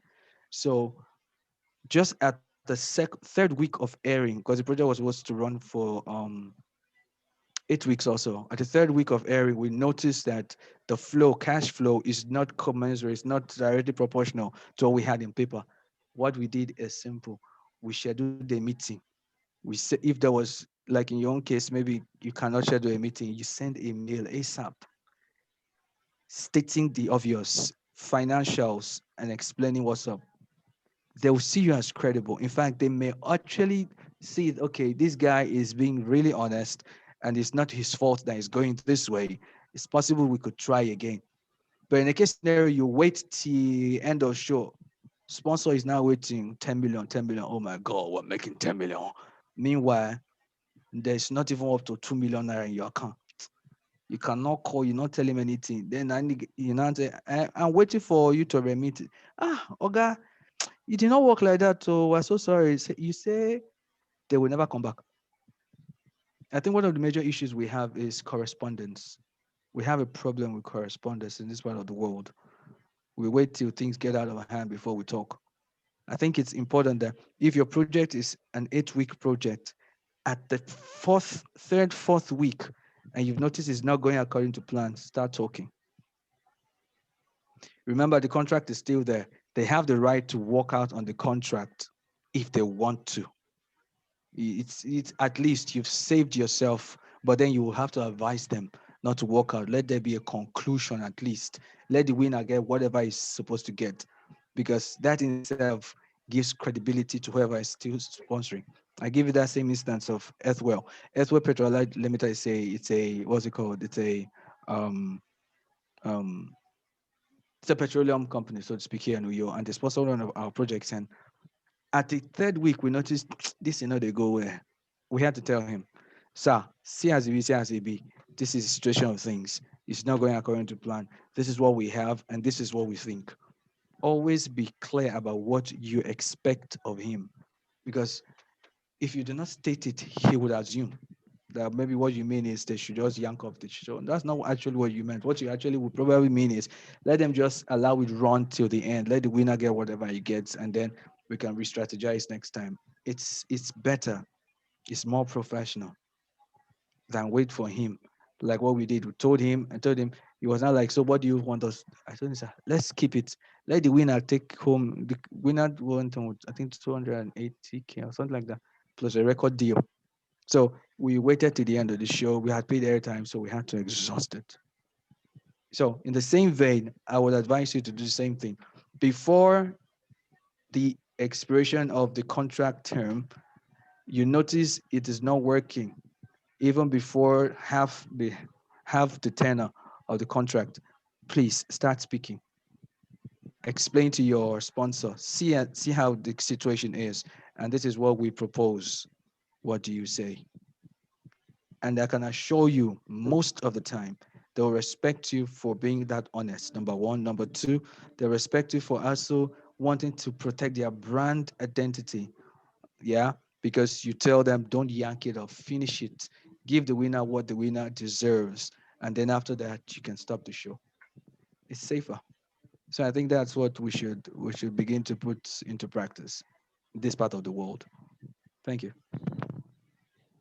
Okay.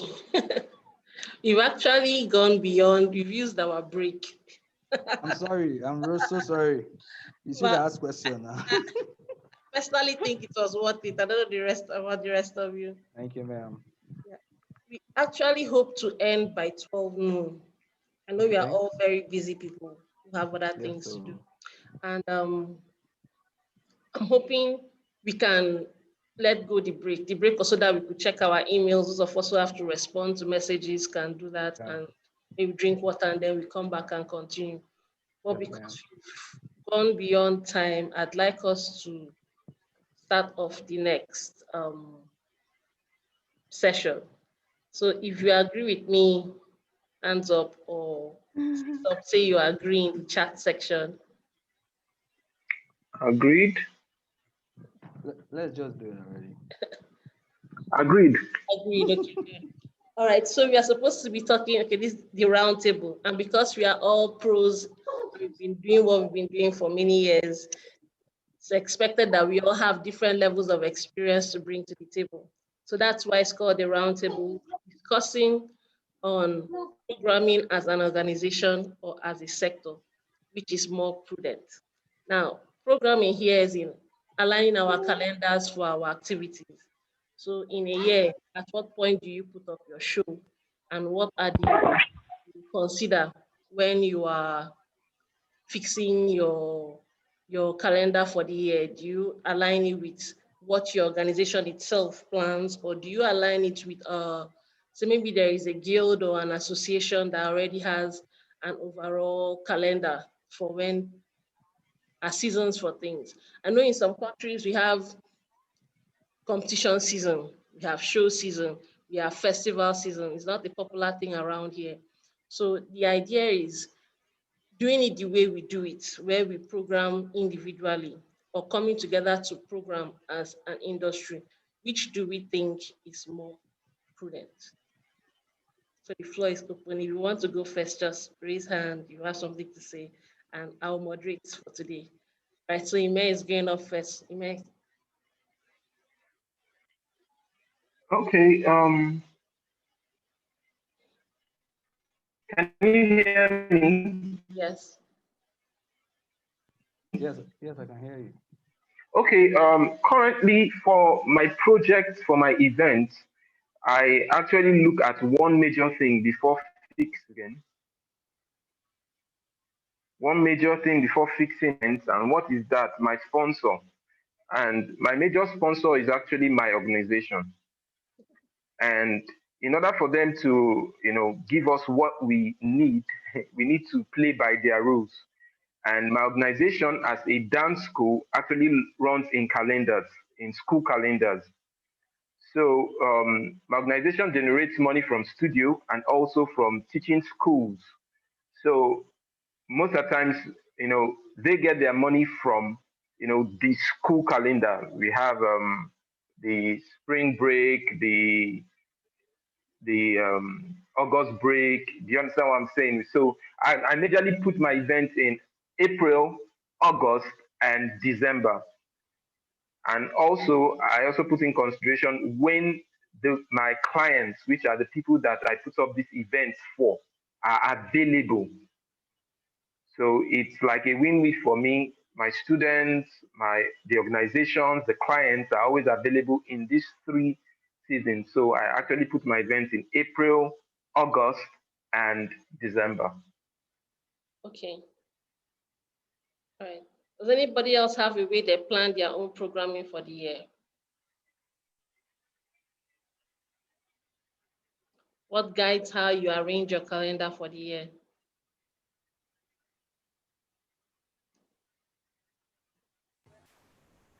Okay, Abiodun. Okay. Yeah, thank you so much. Yeah, we actually have lots of programs we do, of which I chose one.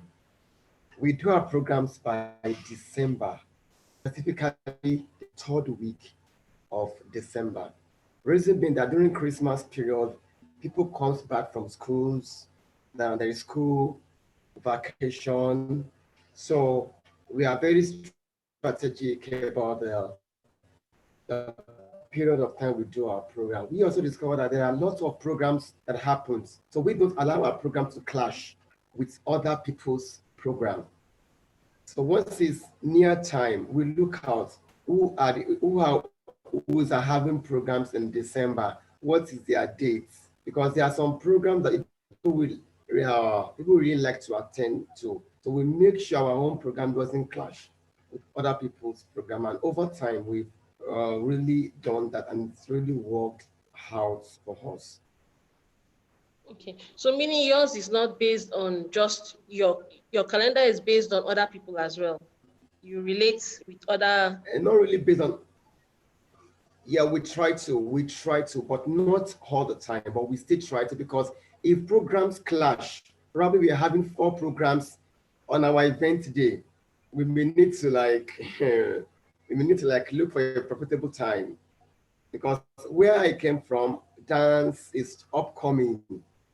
Okay. It's not like Lagos or elsewhere. Dance is just upcoming. We are the ones like building up this dance. So we need to look for a profitable time.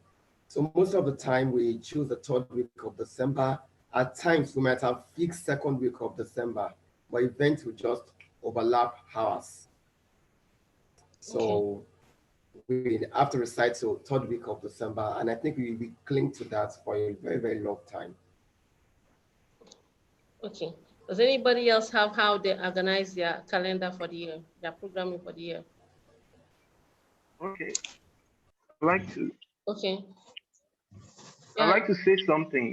Hearing what my colleague was talking about, I usually, started off, with that kind of making sure that we don't clash. But over the years, with growth, and I started having studios in other states, and then I got to understand that from my own point, there are sometimes that there's no way I can do it. You know, I might have an event this week, and I'm trying to see how I can avoid somebody else's event. But on the long run, especially in December, in December, almost everybody is doing events. So it will clash. So I try as much as possible to reach out to my colleague and say, guys, I love you, you understand, but this is business. We have to fix this event. Everybody wants to fix in third week because they will have, second week to do their training. Then before December, everybody loves that time. So we love ourselves, but we have to do business. After your event, I'll come to your house. We'll greet. We'll talk.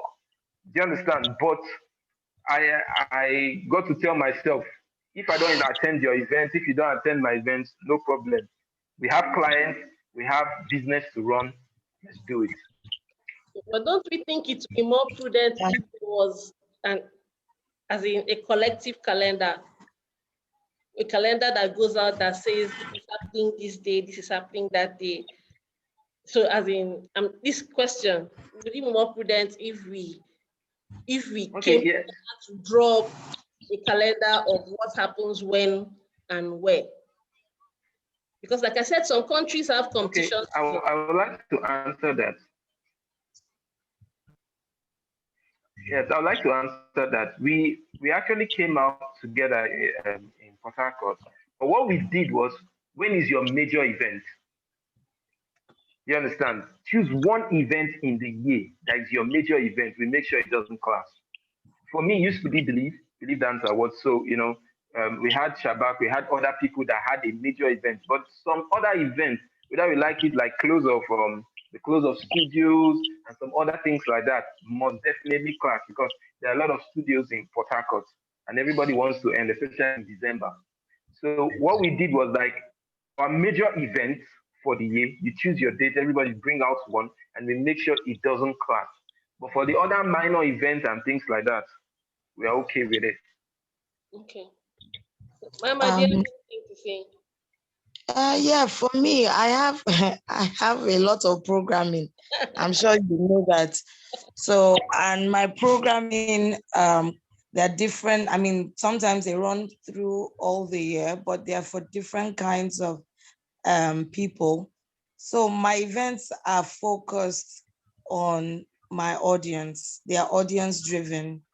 And there's some like my production, the Abuja the musical is December. I don't try and get it to the second or third week. First week, let me be done because I have a client-based event later for my crumpers.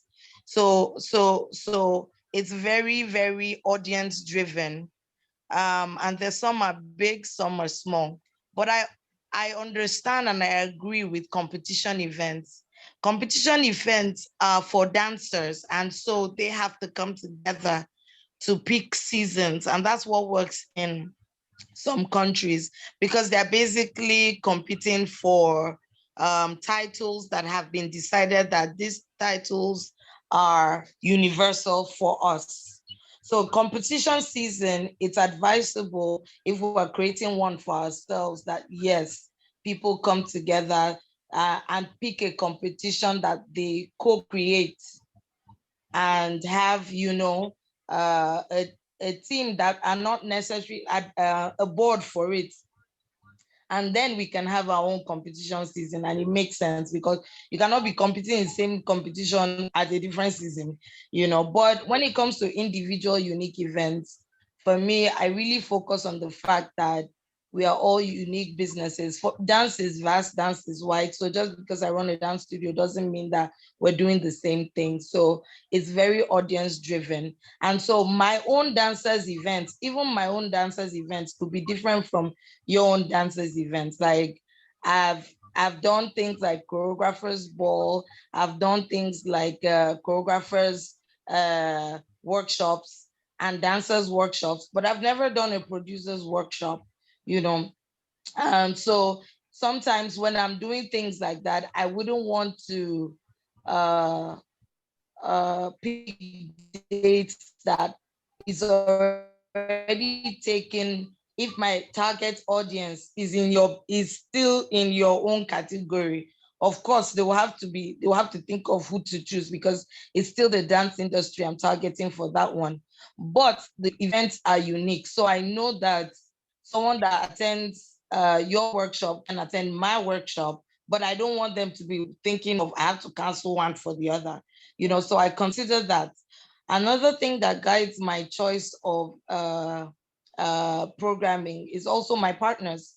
I mean, if some events are really driven by when the partners are ready, not just opening a blank check, but in the conversations I have, if they're going to be fully involved, not just financially, but with the other aspects, and they're going to work with me in say November, and I wanted to do something in August, I would, since they are the major people making sure that it matters, the event is successful, I'd rather carry the dancers with communication and follow the partners and sponsors with dates, you know.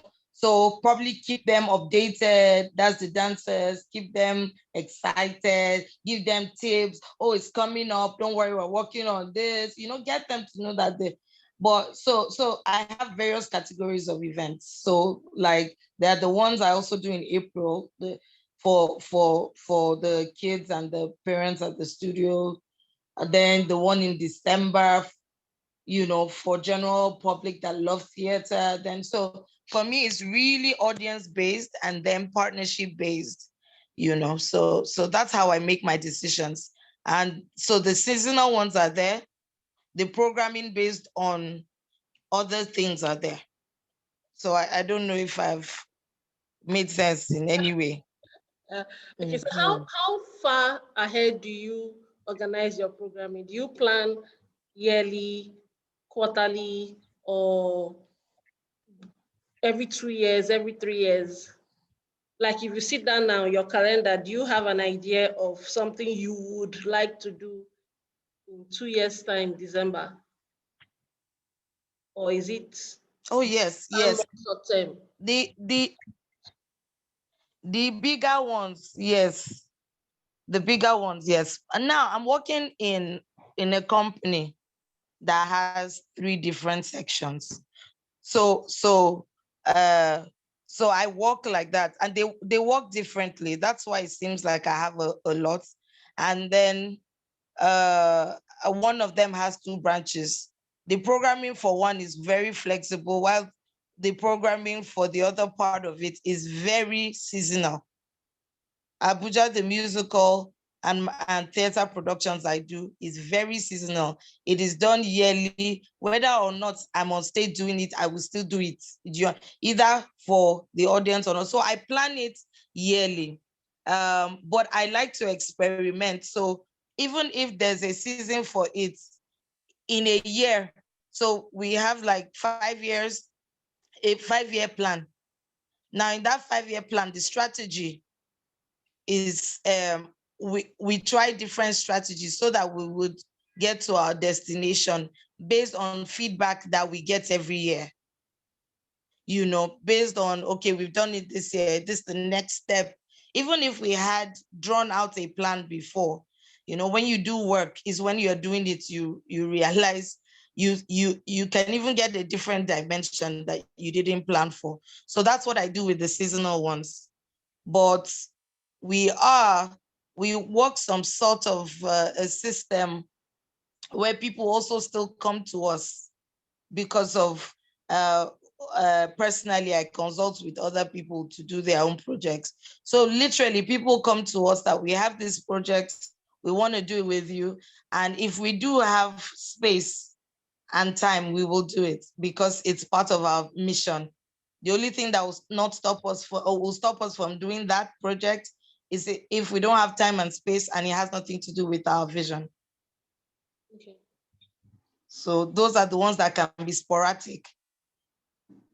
Does anybody else have something to contribute concerning programming?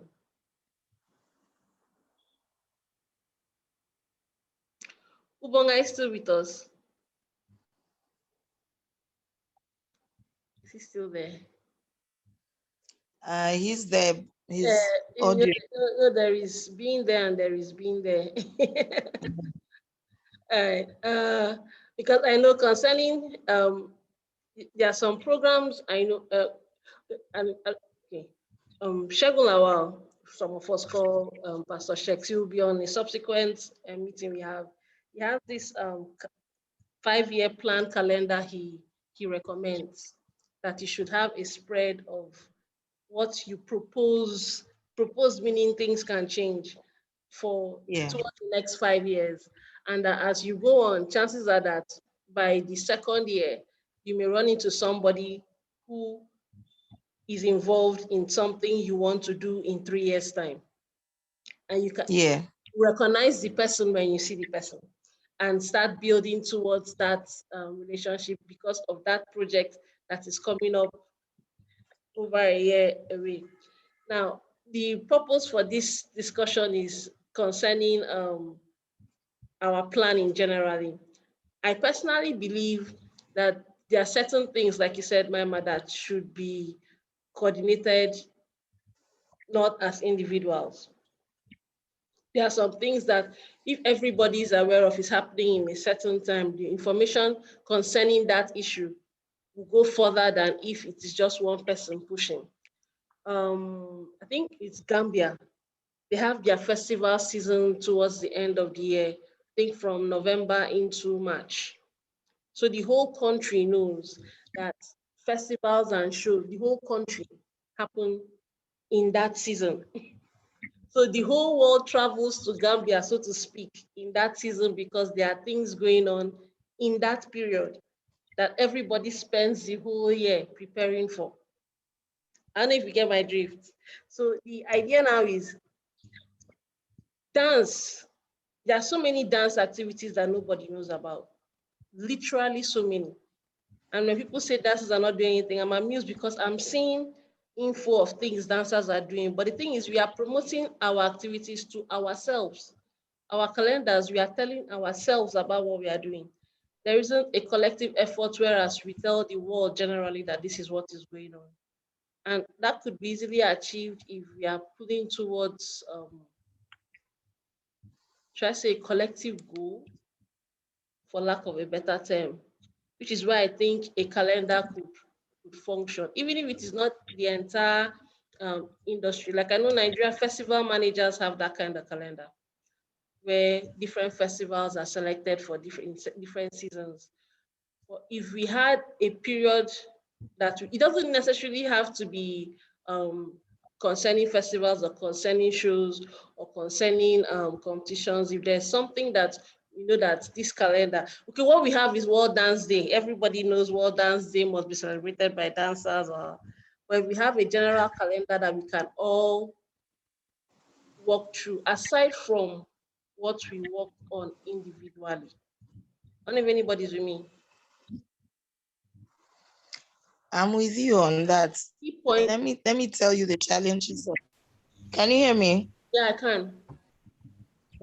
Okay, I'm with you on that. But let me tell you the slight challenge of what will I say will take us there or what will not take us there. One, you have to understand that let's say someone does a festival, there's still an initiator of that festival, and then it's mutual respect and then exposure that enables more partnerships to come in and and and the festival or the function grows. Now we're in an industry where there's still a lot of discovery. You can't decide on something you yourself don't understand too well of. Most of the programs that come up, few there are people that do understand what they're doing, and then there are some that really they're still really on that self-discovery phase. And for people to come together, they must have one, uh, not, they must have their own uniqueness. They don't have to be the same, but they must have one desire to come together. And so that's where it's difficult to bring in things like that. So let's say one person that gains a huge amount of respect, not just in egoism or just the fact that the person has money, just the fact that the person has the influence to pull in people, because it's about leadership. And the people I'm talking about is not just the sponsors.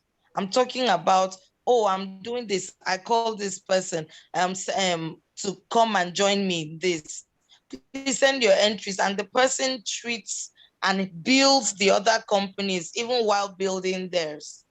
Then before you know it, um, from 3 people joining hands to follow the person to 4 people, then it becomes a collective, to 5 to 10 to 15. Then it becomes what you are talking about right now. I don't know. I hope you can still hear me. Yes, okay. Hello. Yes, I can Okay. hear Then so it's sort of like a process on its own if people are not on the same level at the same time. Because whoever is spearheading that, be it just a middle person, because that can be initiated also by just an organizer, not even a dancer. It can be a middle person, someone that understands the art of it and then understands how to relate with the companies. It's not necessarily the dancers themselves all the time, because the dancers or the companies sometimes they're too preoccupied with their individuality that it doesn't afford them to build up that skill. And it's okay. It's really okay because they can't do everything. I mean, I just came into from an exhibition that none of the artists were there. None of the artists were there. But the organizers, they're all from a different country, but the organizers are dedicated to build this collective and take their work to different parts of the world. So we need those kind of bridges. The industry cannot be built by the company owners that are still trying to sort out so many issues. And so it's faster that way when you have like people that are willing to work with you on that. So our job may be to look for those people, and if we find, or hopefully those people will emerge as the industry is growing, or we allow it to grow organically if there is someone that is an influencer with relationships, not with money alone, not with, but a relationship, meaning that they have a good connection with other producers in the industry and can pull them together. And then from 1 to 2 to 3 to 4, then it builds up that way. That's my own take on that. I think it will solve problems. It will be great, but it's also important for us to know who can do that for us and how that can work. When you're trying to bring 10 people that are thinking differently together, or 50 people that are thinking differently together, it's just an episode of too many cooks spoil the broth. And so for me, that's my take on that. Okay.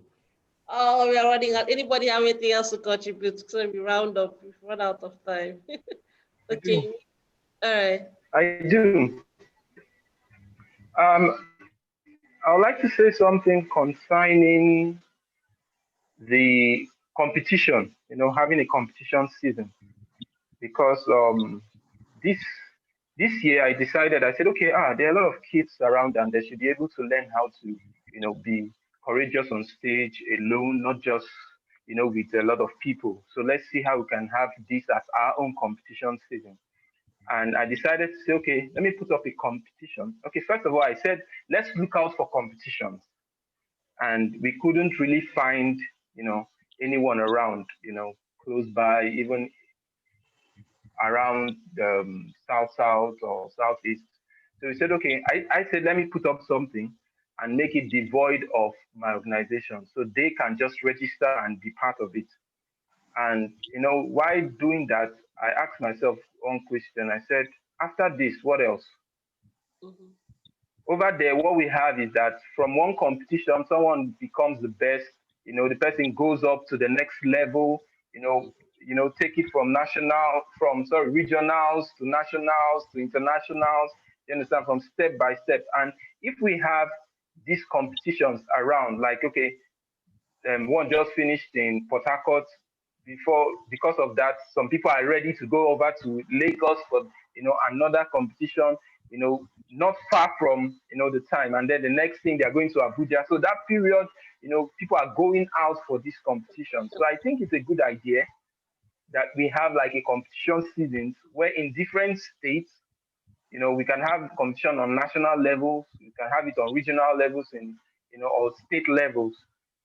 And we can fix, different organizations can come together and fix it. So people come out from the south and they are good, they can now represent the south, in Abuja or something like that. So I think it's a good idea that we have a season for competition for the dancers that are coming out of our studios. Okay. We'll review this tomorrow. I want to thank everybody for coming. Thanks to Ubon Kings too for being around, Idong, Martins, Maima, Babalola, Esther, Imik, and Singlang, who I think he has a challenge with his network, keeps going up and coming up. So thank you guys for today. Please, we meet tomorrow at 10. Our speaker starts with us tomorrow at 10, and he's speaking with us from the UK, David Parish. He consults for creative organizations across the world. I sent you his bio. He also has a website where there's a lot of some free and paid resources on things we can do. And the thing is that the business information he has is as it concerns people who do the type of things we do. It's not the straightforward business um, activity he focuses on. So I'd like it, or I'd appreciate it if we are all here on time. So we don't give the credit to the Nigerian stereotype of Nigerian time. So his class starts at 10 and it will run, he will speak for 40 minutes and then questions. His classes are usually very interactive. But I'm hoping we learned a lot today. We didn't waste your time today. Oh, and I was expecting answers. No, you didn't. No, you didn't. No, you didn't. So No, you these didn't. sessions are recorded and I will get the PowerPoint slideshow from Ubon send it to all of you or our emails Oh, that eventually. would be nice. Yes. So thank you, thank you, thank you. And if you have questions, Thank still you write, for. still keep them. We'll continue from where we stop tomorrow. So thank you all for today. Thank you very much.